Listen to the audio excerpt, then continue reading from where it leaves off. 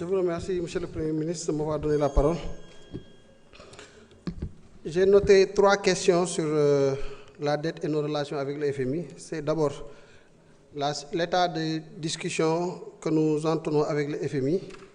La deuxième question a trait à la stratégie de gestion active de la dette. Et la troisième question à la stratégie de financement posée par l'honorable député Mbaye Dione. Je vais commencer par l'état de nos discussions avec le FMI.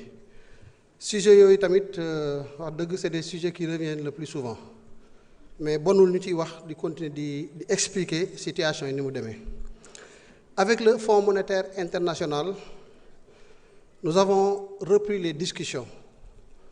Le 19 janvier 2026, j'ai reçu la nouvelle chef de mission du FMI pour le Sénégal, Madame Vera Martin Mercedes, mu àndaloon ak l'ancien chef de mission Edi Gamayel pour procéder à une sorte de passation de service.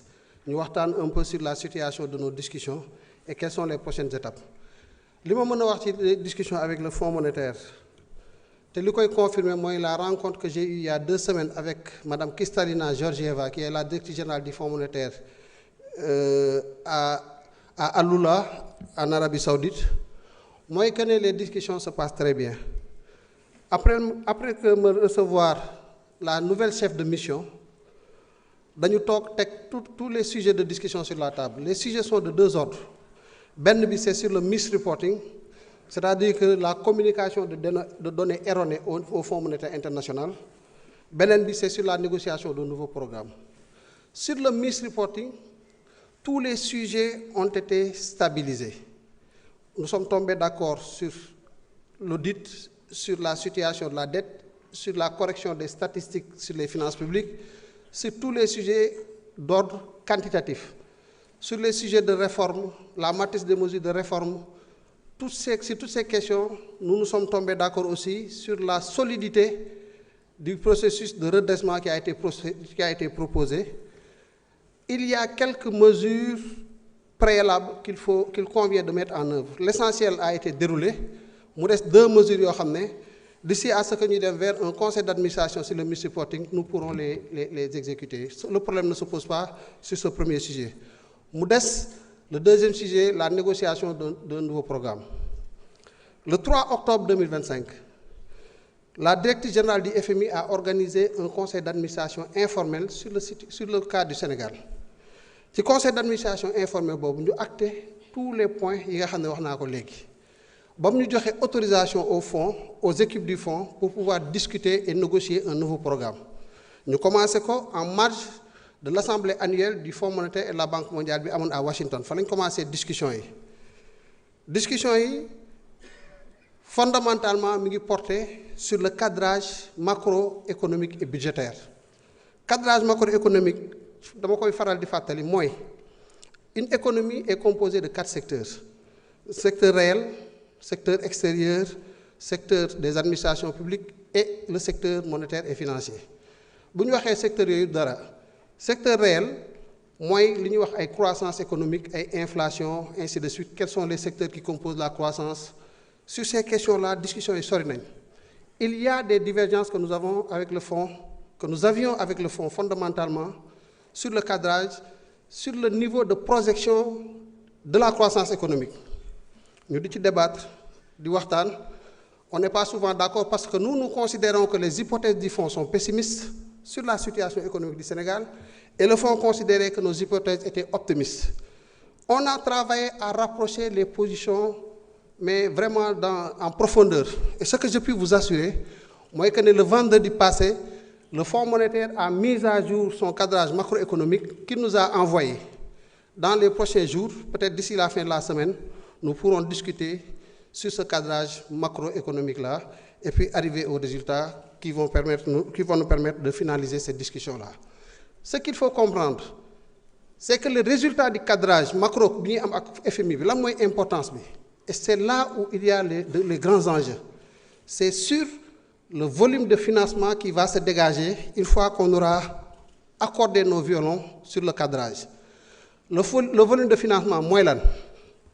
Sur le moyen terme, sur 2026, 2027, 2028, lan mooy xaalis bi nga xam ne moom la ñu war a uti sur les marchés pour boucler le financement de notre économie.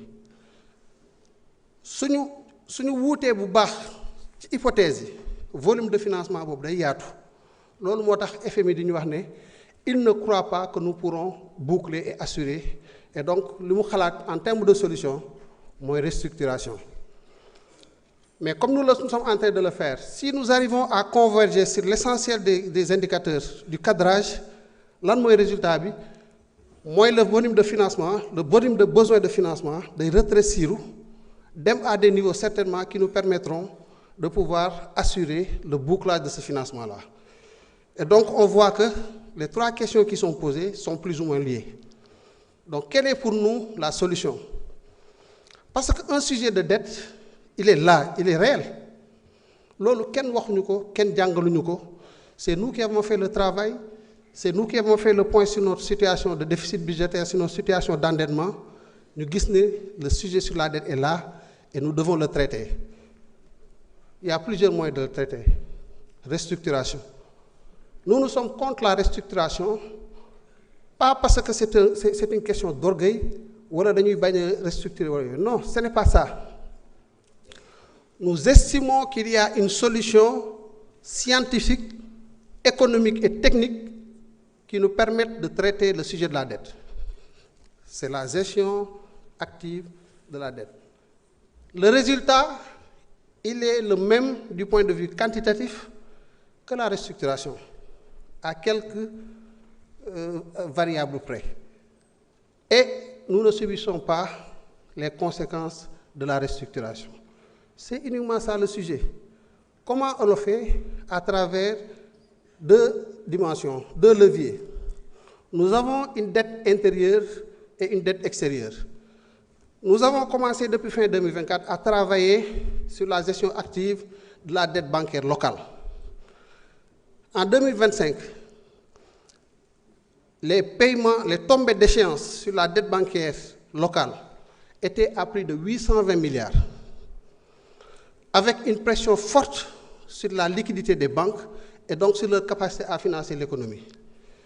Nous avons évité les banques à travers des interventions sur le marché financier régional, à titriser certaines de ces créances dont ils disposaient sur l'État du Sénégal.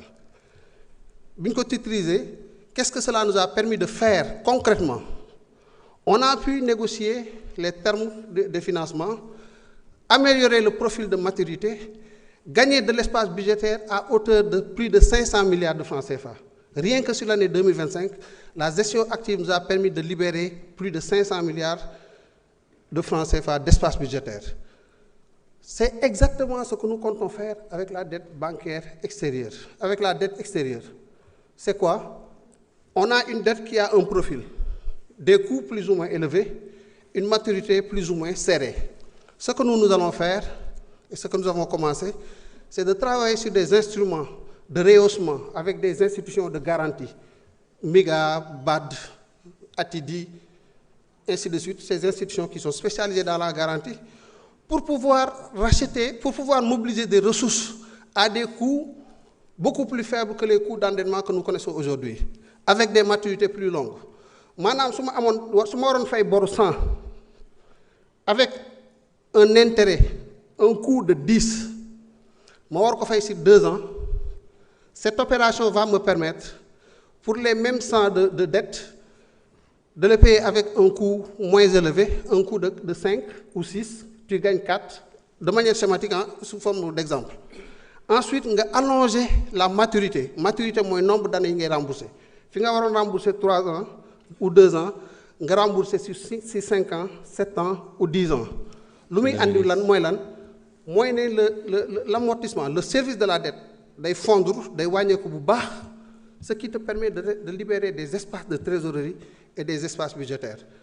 Résultat des courses, si nous combinons cet exercice-là avec la discipline budgétaire que nous avons enclenchée depuis 2024, on est passé de 13,8 à 7,8% de déficit budgétaire en 2025. En 2026, nous serons à 5,3%. Et en 2027, nous serons à 3%. Ce processus de consolidation budgétaire, donc de discipline budgétaire, combiné à ce que nous faisons sur la gestion active de la dette, vont nous permettre de libérer de l'espace d'améliorer notre profil de maturité. Les indicateurs sur l'horizon d'AVD sont en train de descendre et au résultat final, nous aurons une dette soutenable sans compromettre les relations que nous avons avec nos créanciers qui ont la confiance en notre pays et nous déroulons notre programme économique et financier. Merci. Voilà Merci, donc.